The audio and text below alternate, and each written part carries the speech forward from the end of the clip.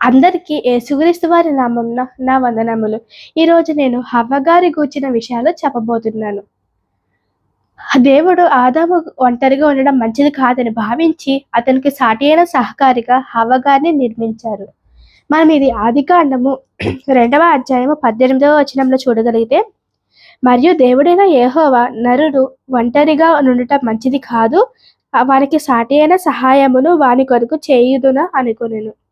ఇక్కడ ఆదాం గారు ఒంటరిగా ఉండడం మంచిది కాదని దేవుడు భావించి అతనికి సాటైన సహకారిగా హవ్వ గారిని నిర్మించారు. అయితే ఆదాము గారి ప్రకటనకు నుండి తీయబడింది.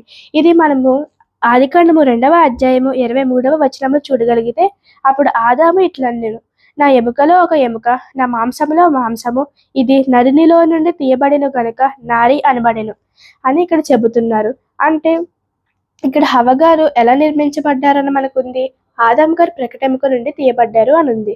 అలాగే మనం హవ్వ గారు జీవమున్న ప్రతివానికి తల్లి. ఆదికాండము 3వ అధ్యాయము 20వ వచనము. సర్పము తన కుయుక్తి చేత హవ్వను మోసగించింది. దేవుడు మంచి చెడులు తినవద్దు అన్న వృక్ష ఫలమును తినేలా చేసింది. హవ్వ గారు ఆ ఫలమును తిని ఆదాము గారికి కూడా ఇచ్చారు. అప్పుడు వారికి మరణం లేదు. వారు అమరులై ఉన్నారు. ఆ పండు తినిన తర్వాత వారు మరణాన్ని తెచ్చుకున్నారు. ఈ లోకంలో మరణం ప్రవేశించింది. వారు తప్పు చేయడం వలన దేవుడు వారికి శిక్ష కూడా వేశారు. ఆదాము గారి శిక్ష ఏమంటే, నీవు కష్టపడి పనిచేస్తావు అని. అలాగే హవ్వ గారి శిక్ష ఏంటంటే, నీవు ప్రసవ వేదనతో పిల్లల్ని కంటావు అని వారికి శిక్షించడం జరిగింది. తర్వాత అసంతృప్తి అనే వచ్చు. దేవుడు పండు తిన్న తర్వాత, మీరు పండును తిన్నారు, ఎందుకు తిన్నారు అని దేవుడు ప్రశ్నించినప్పుడు వారు ఆదాము గారు హవ్వ గారి మీద నింద వేశారు. హవ్వ గారు సాతాను మీద నిందన వేశారు. వారు చేసిన తప్పు వారు అంగీకరించలేదు. మనం హోషేయ గ్రంథము 6వ అధ్యాయం 7వ వచనంలో చూడగలిగితే, వారు నిబంధనను మీరారు అని మనం అక్కడ చూడగలము. అసంతృప్తి అనే వచ్చు. ఏదైనా తోటలో హవ్వకు సమస్తం ఉంది, అయినా కూడా సర్పము హవ్వ గారికి లేని దాని మీద, అనగా తినవద్దు అనే పండు మీద తన దృష్టిని మళ్లించింది. హవ్వ గారికి ఆ పండుని చూసినప్పుడు అది కనులకు రమ్యమైనదిగా కనిపించింది. అందువలన ఆమె దానికి ఆకర్షింపబడింది. కాబట్టి ఆ పండును తిన్నది. దేవుడు మనకున్న 100 దీవెనలు వదిలేసి లేని ఒకదాని కోసము ఆలోచించడం అది తప్పు. మనము ఉన్న 100 దీవెనలు వదిలేసి ఒక్కదాని కోసము మనము ఆశించడం వలన అది మనల్ని నాశనానికి నెట్టుతుంది. సర్పము తన మాటలు అంటే దృశ్య ఆకర్షణ వాస్తవం. సర్పము ఆ పండును చూపించినప్పుడు ఆ హవ్వ గారికి ఆ పండు రమ్యంగా కనిపించింది, అందమైనదిగా కనిపించింది. అందువలన తను ఆ పండును తినడం జరిగింది. అయితే ఇక్కడ హవ్వ గారు ఆ పండును తిన్నప్పుడు తను ఒక నిర్ణయం తీసుకుంటున్నప్పుడు తను దేవుణ్ణి సంప్రదించలేదు. అలాగే ఆదాం గారితో చర్చించలేదు. మనం ఏదైనా ఒక విషయాన్ని మనం తెలుసుకుంటున్నప్పుడు, లేదా మనం ఏదైనా ఒక విషయాన్ని చేస్తున్నప్పుడు దృశ్య ఆకర్షణ వాస్తవం. హవ్వ ఆ పండును తినప్పుడు అది తన కళ్ళలకు అందమైనగా కనిపించింది. అందువలన ఆమె ఆ ఫలాన్ని తినడం జరిగింది. మనము కంటికి కనిపించినవన్నీ కూడా మంచివి కావు. మనం బయటికి కనిపించినవన్నీ మనం అది నిజము అని మనం నమ్మకూడదు. మనం ఏదైనా ఒక పని చేస్తున్నప్పుడు అది మంచైనా చెడైనా ముందుగా మనము పెద్దవాళ్ళ సంప్రదించాలి. వారి యొక్క ఒపీనియన్ మనం వాళ్ళని అడగాలి. అలాగే మనకు దేవుని ప్రార్థన కూడా కావాలి. మనం దేవుణ్ణి అడగాలి.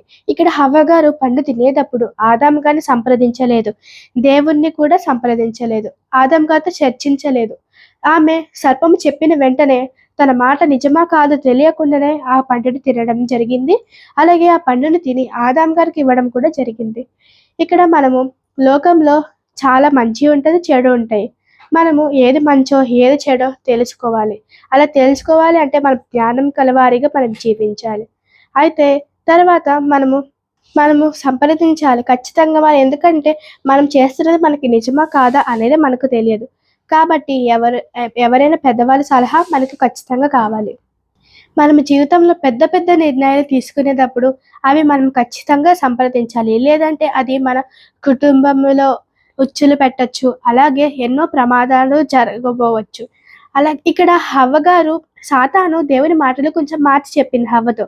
అంటే దేవుడు ఇది నిజమా అని అడిగింది. అలా అన్న వెంటనే హవ్వగారిని సాతాను అయోమయంలోనికి నెట్టివేసింది. అప్పుడు హవ్వ గారు ఇది నిజమా అని అడిగిన వెంటనే చెప్పేసింది. అంటే ఇక్కడ మనల్ని ఇప్పుడు మన ఇంటికి ఎవరైనా వస్తారు. వచ్చి ఏమైనా అడిగిన వెంటనే మనము అన్నీ చెప్పకూడదు.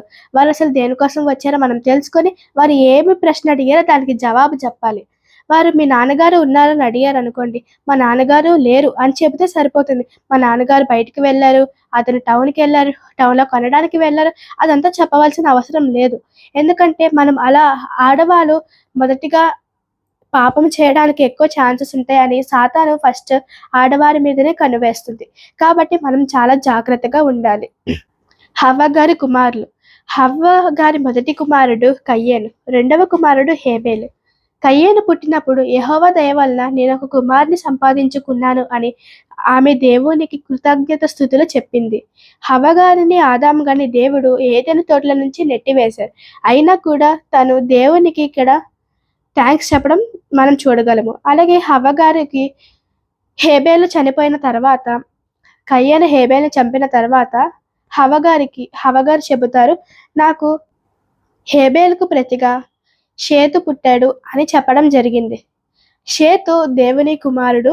వీరందరూ కూడా కయ్యేను దేశతిమ్మిరి అయిపోవడము, ఎందుకంటే దేవుడు కయ్యేను గారిని శపించడము, అతను దేశతిమ్మిరి అయిపోవడము ఇవన్నీ జరుగుతాయి.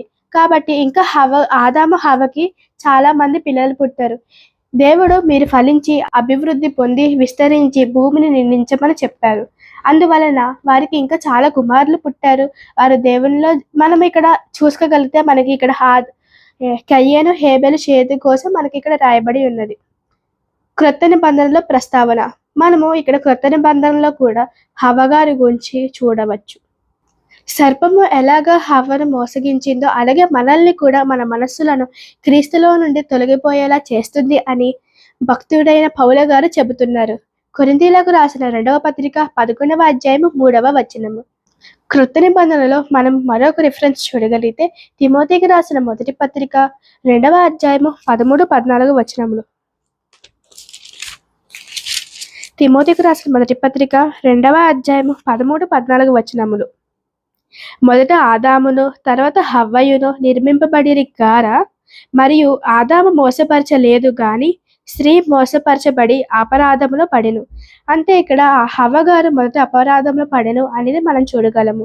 ఇప్పుడు ఈ హవ్వగారి నుంచి మనం నేర్చుకోవాల్సిన పాఠం, మనల్ని మనం తప్పుడు వ్యక్తులతో సంభాషణ చేసేటప్పుడు మోసపరచబోయే ప్రభావం ఉంది. కాబట్టి మనము చూసుకోవాలి, మనం ఎవరితో మాట్లాడుతున్నామో మనం మంచిగా మాట్లాడాలి.